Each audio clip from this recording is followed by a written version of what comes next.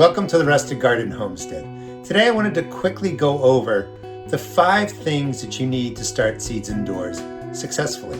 This is just for growing transplants. We don't need anything fancy. We don't need anything expensive. Starting seeds indoors is a great way to save a lot of money. Transplants nowadays cost you anywhere from $3 to $6 for a transplant, especially if you're buying things like rosemary, lavender, tomato plants you easily see now for $4 and $5 a plant. It's a little bit of a cost up front, but everything I'm going to show you today is going to last for years. So the cost really comes down because some of the stuff is going to last 5-10 years. So it's an upfront cost, but the seed starts that you create are only going to cost you like maybe at most 50 cents a plant, but it's usually way lower than that, just depending on how many you grow.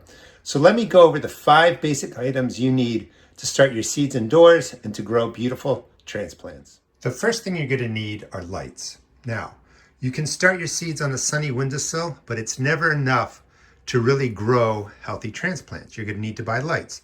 You can buy the more expensive grow lights that talk about all kinds of different values. You'll hear about the PAR value, PAR. The lights are white lights and red lights and blue lights.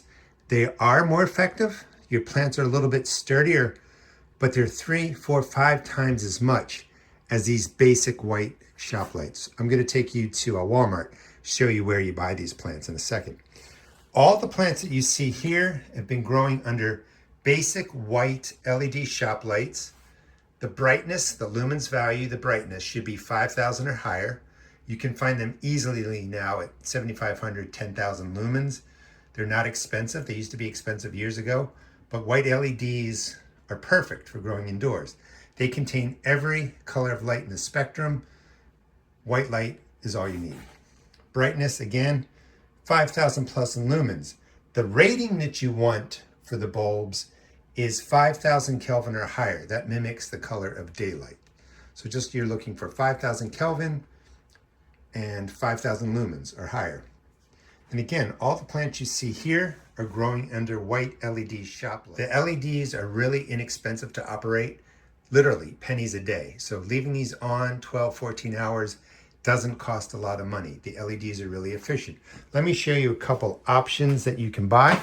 You can buy, and these are all going to be 4-foot long shop lights. You can buy something like this.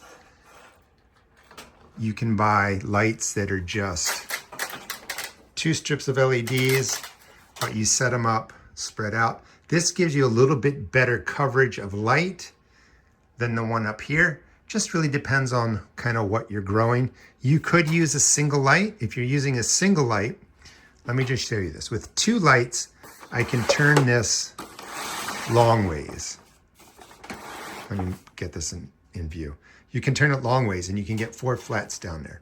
With a single light, you would just put the flat like this and you could only get 2 flats. So with 2 lights, you can get more coverage.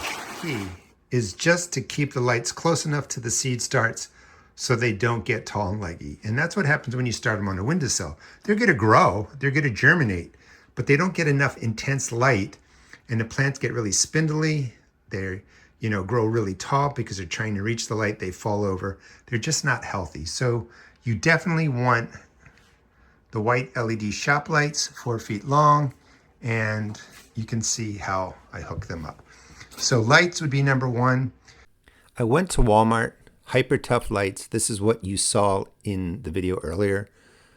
Daylight, 5,000 Kelvin rating, 7,000 lumens, 2 strips of lights. Here are the 4-stripped version that I showed you, 4 bulbs going down there. This is actually 10,000 lumens. Daylight color, 5,000 K. It's going to say daylight. Sometimes it only says daylight. You might not get the Kelvin rating, so you want daylight or 5,000 K. You can see that it's 10,000 lumens. The lights, these lights here were $40. The ones with 2 strips, I think, were $29. You can find them at Walmart or stores like that. I will link products to the video if you want to buy them that way, but I just wanted to show you where you pick them up. Basic white LED lights, shop lights, not expensive grow lights. Grow lights do work a little bit better, but these are totally effective. I've been using white LEDs for over 5 years. That's number 2. You need seed starting containers. I saw all these at my seed shop. There's different sizes and shapes. Please follow me, subscribe. I'll show you how to grow all different kinds of plants indoors. Talk about the size of the container, when to start certain plants, when do you start cool weather crops, when do you start the warm weather crops. So we've got lights, we got the seed starting mix and the containers. Definitely you're gonna need seeds, that would be number 4. The cool thing about seeds is they're an upfront cost, but if you just put them in a Ziploc bag, keep them somewhere cool, stick them in your refrigerator if you want, they're gonna last 3 years, 5 years, 7 years. They're going to last a long time. Just wanted to clarify the seed starting cells, flats, and containers, and the shelving. So this is a pretty big shelving unit. You don't need something this elaborate. You can buy whatever size you want, and the lights are just gonna hang from the top down, and then you can adjust things so that your seed starts are close to the light. That's what you really want. When you're talking about starting the seeds, this is a basic seed cell. This is what I was saying I sell at my seed shop. You can buy these in different sizes. You want a flat, that's where your containers sit. You water into this container, water wicks up through the cells or through the container. You could use like yogurt containers, poke holes in the bottom, water bottles. You can repurpose different things. Or you can just buy different containers, 2.5-inch cells, the smaller seed starting cells. You know, buy what you need for what you're growing and what you're starting. And they're not really expensive. My shop really sells the basic black cells and flats pretty cheaply, enough to get you started. You can get something more elaborate, like this setup right here. This is from Greenstalk. I really like it. But, you know, cost is up to you. Buy what you need, repurpose different things. But I just wanted to, you know, just clarify rather than just buzz by it and say you need containers. Just give you some idea of what you're going to be buying. I have mine set up on a shelf. You don't need a shelf this tall. This is a pretty elaborate system. You can start seeds perfectly fine just with a smaller shelf. You just hang the lights right on there. You can look down here, like I put a flat under here. That will push the seed start closer to the lights. That's what you want when they are germinating. You want them close to the lights.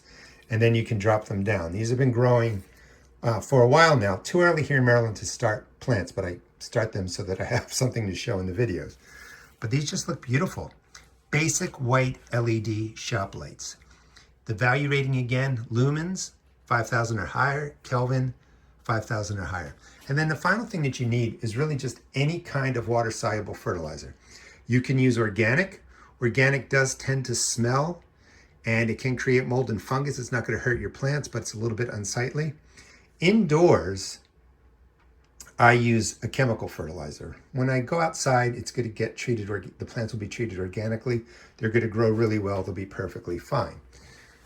So we have lights, number 1, seed starting mix, the containers, the fertilizers, and just the basic shelf to hang everything. And that's going to really get you started for growing plants. Some other things that you can add if you want. If your house sits at 70 degrees Fahrenheit, 21 degrees Celsius, you don't really need a heat mat.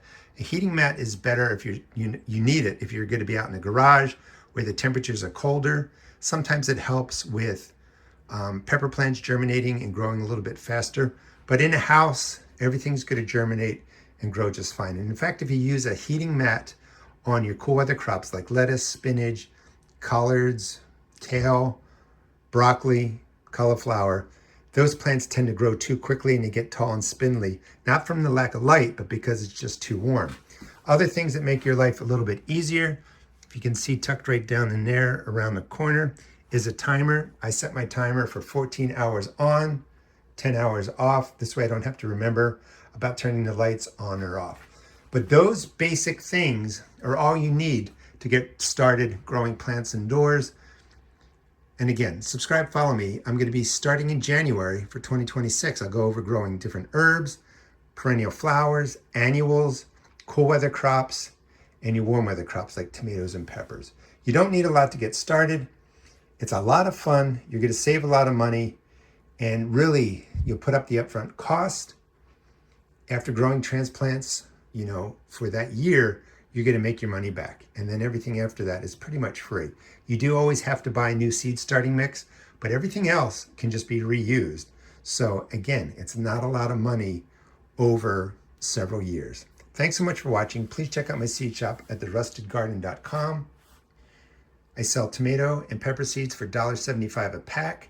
All other seeds are only $1.50, and I sell all the seed starting supplies that you'll need at a pretty good price.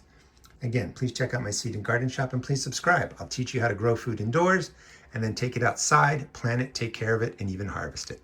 Thanks for watching.